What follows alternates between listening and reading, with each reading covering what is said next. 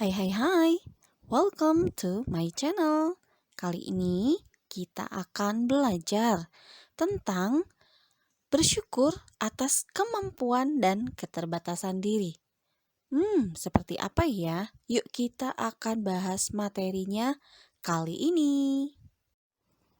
Manusia adalah makhluk yang indah dan istimewa. Manusia sudah dipikirkan dan direncanakan oleh Allah, sehingga kehadiran manusia di bumi telah dipersiapkan dan diatur dengan mengagumkan.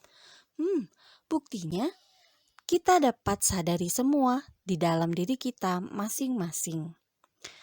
Nah, kali ini kita akan diajak melihat bahwa diri kita adalah sebagai pribadi yang berharga di hadapan Allah. Begitu indah mengingat istimewanya manusia di hadapan Allah. Nah, kita hendaknya menyadari bahwa Allah telah menganugerahkan suatu pribadi yang tiada bandingnya, yaitu kita sebagai manusia dibandingkan dengan makhluk ciptaan lainnya. Yuk kita lihat kitab suci Kejadian 1 ayat 26. Di mana Tuhan telah merencanakan dan menciptakan manusia menurut gambar dan rupanya, menurut citranya juga. Lalu di Kejadian 2 ayat 7, Tuhan telah bekerja secara istimewa sehingga manusia dibentuk dari tanah dan menghembuskan nafas hidup. Oleh karena itu, kita terutama sebagai orang muda diajak bersyukur tentang keberadaan diri kita, tentunya dengan segala kemampuan dan keterbatasannya. Nah, karena itu kita di materi ini akan diajak bagaimana kita dapat bersikap bertanggung jawab dan mampu menerima diri dengan segala kemampuan dan keterbatasan kita. Tidak semua orang muda ternyata mampu melihat kemampuan dan keterbatasan dirinya. Kenapa ya bisa begitu? Karena orang muda cenderung impulsif, terbawa kepada iklim budaya dan pengaruh popularitas yang membuat mereka tidak mampu menerima diri mereka. Nah, kali ini kita akan membahas bagaimana proses penemuan jati diri menggunakan introspeksi atau refleksi sehingga memunculkan kesadaran mengenai rasa penerimaan diri. Oke, di sini kita diajak bahwa manusia sebagai ciptaan yang sangat indah di hadapan Allah. Tentu kita harus menyadari keistimewaan dan keagungan ini. Tentunya masing-masing kita memiliki kekurangan, tetapi tidak lantas membuat kita bersikap minder atau rendah diri. Kenapa? Karena setiap manusia diciptakan oleh Allah menjadi pribadi yang utuh dan bermartabat. Nah, karena setiap pribadi manusia itu memiliki kelebihan dan juga keterbatasan. Walaupun manusia memiliki keterbatasan, tetapi kita harus menyadari bahwa setiap pribadi diciptakan oleh Allah begitu spesial dengan segala kemampuan, kelebihan, sekaligus kekurangannya. Sudahkah kita menyadari atas kemampuan dan keterbatasan diri kita menjadi bagian dari sebuah tahap perkembangan kedewasaan? Nah, karena kesadaran ini kita diharapkan menjadi seorang pribadi yang dapat memahami diri kita sendiri, baik kemampuan maupun keterbatasan kita. Nah, setiap perkembangan seseorang itu, khususnya kita yang berusia muda, dibutuhkan rasa penerimaan diri yang sehat dan sewajarnya. Loh, kenapa? Karena di tahap usia muda ini, kita senantiasa mencari jati diri kita. Kemudian kita selalu mencari model, panutan, cerminan, ataupun rujukan yang berguna untuk mengolah rasa identitasnya. Pertanyaan kita berikutnya, sejauh mana kita sudah bersyukur kepada Allah telah menciptakan diri kita apa adanya? Ada 3 poin penting yang harus kita pelajari dan sadari di dalam materi ini.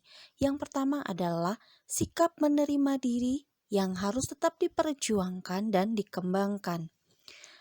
Setiap pribadi manusia selalu memiliki kekuatan dan keterbatasan. Tidak pernah ada di dunia ini manusia yang sempurna 100% tanpa keterbatasan. Sekuat apapun manusia, pasti memiliki kelemahan atau keterbatasan. Begitu pula sebaliknya, sebesar apapun kekurangan kita atau keterbatasan, selalu ada kekuatan di baliknya. Karena Allah telah menciptakan kita sebagai pribadi yang selalu memiliki keunikan masing-masing. Dan setiap dari kita juga memiliki pandangannya masing-masing terhadap kelebihan dan keunikan kita masing-masing. Lalu yang kedua, yaitu tentang sikap dan karakter pribadi manusia. Nah, di sini kita diminta untuk optimis, meraih mimpi meskipun kita memiliki keterbatasan. Nah, sikap dan karakter ini akan menentukan langkah kita dalam kehidupan yang kemudian. Tentu ada sesuatu dari dalam diri kita yang sulit untuk dilukiskan, yang membuat kita mengatakan apakah kita baik, ramah, atau pengertian, atau jujur, ataukah sombong. Nah, dari sekarang mari kita sadari bahwa kita memiliki apa yang tidak dimiliki ciptaan lainnya. Kita harus menyadari bahwa pribadi manusia memiliki keunikan dan keistimewaannya. Oke, yang ketiga, bahwa kita harus menyadari juga bahwa apa yang ada dalam diri kita juga merupakan keturunan atau pengaruh lingkungan. Nah, semua yang kita miliki tentunya memiliki berbagai kemajuan yang kita dapat pertanyakan di dalam kehidupan masing-masing. Kita memiliki pengalaman yang menyenangkan dan juga pengalaman pahit yang menantang. Nah, di sini kita harus menyadari bahwa kita adalah satu kesatuan dengan keluarga dan tentu kita akan dipengaruhi oleh lingkungan. Maka pentingnya kita menjaga diri kita dari pengaruh lingkungan yang buruk, terutama di dalam pergaulan kita masa muda yang penuh dengan gejolak, tetapi kita harus memakai akal budi kita, jangan sampai kita akan menyesal pada masa depan yang kemungkinan kita tidak akan tahu dan menyesalinya. Apakah dengan keterbatasan kita menjadi terbatas dalam melakukan segala hal? Yuk kita pelajari beberapa biografi orang-orang besar yang ternyata memiliki keterbatasan tetapi menciptakan karya yang begitu luar biasa khususnya untuk dunia. Nah, kali ini kita akan membahas tokoh tentang Louis Braille. Nah, jika dilihat biografinya, beliau ini lahir 4 Januari 1809. Louis Braille ini memiliki keterbatasan yaitu matanya buta karena kecelakaan sewaktu kecil.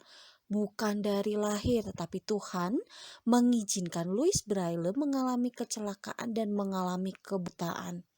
Tapi di dalam perkembangan kehidupannya, dia berjuang dan selalu mengembangkan diri dan akhirnya dapat mengembangkan tulisan Braille. Apa itu tulisan Braille? Nah, Braille ini ternyata diciptakan untuk membantu tunanetra atau orang yang tidak dapat melihat agar lebih mudah membaca dan menulis. Keren gak tuh? Bahwa keterbatasan tidak melihat pun dapat dipermudah dengan Braille untuk membaca dan menulis. Nah, pada abad ke-19, ciptaannya diterima secara mendunia. Karena jasanya yang luar biasa, maka dunia internasional memberikan penghargaan bahwa kelahiran Louis Braille menjadi Hari Braille karena jasanya. Luar biasa bukan? Nah, permenungan ini hendaknya membawa kita kepada kesadaran bahwa tidak selamanya keterbatasan dan kecacatan tubuh membuat kita menjadi tidak berdaya dalam menjalani kehidupan. Tentu, seperti yang sudah kita bahas sebelumnya, kita harus optimis dalam meraih mimpi meskipun kita memiliki keterbatasan. Ada pepatah yang pernah dikatakan orang besar, yaitu Helen Keller. Beliau mengucapkan seperti ini, "Aku mengucap syukur kepada Tuhan atas cacatku, sebab melalui kecacatan ini aku telah menemukan diriku sendiri, karyaku, dan juga atas kehendak Tuhan." Nah, dari situlah kita hendaknya bersama-sama dengan Helen Keller menyadari potensi diri kita yang terkadang selalu kita tutupi dengan dalih atau dengan alasan bahwa hal itu menghambat dan keterbatasan ini membuat kita menjadi minder, bahkan kita menyerah kepada kehidupan kita. Saat kita merasa kita minder dan mulai menyerah, yuk kita mengingat nasihat dari Theodore Roosevelt yang mengatakan seperti ini. Lakukan apa yang kita bisa dengan apa yang kita miliki dimanapun kita berada. Oke deh, sampai sini materi kita tentang bersyukur atas kemampuan dan keterbatasan diri. Yuk, kita mulai memahami dan menyadari diri kita sendiri untuk mempertajam kesadaran yang menjadi suatu kepentingan di dalam memahami diri kita sendiri dan juga orang lain. Kenapa? Karena kesadaran ini merupakan pintu yang mengenal apa sebenarnya keunggulan dan kelemahan diri kita, sehingga kita tidak perlu ragu-ragu dalam bertindak.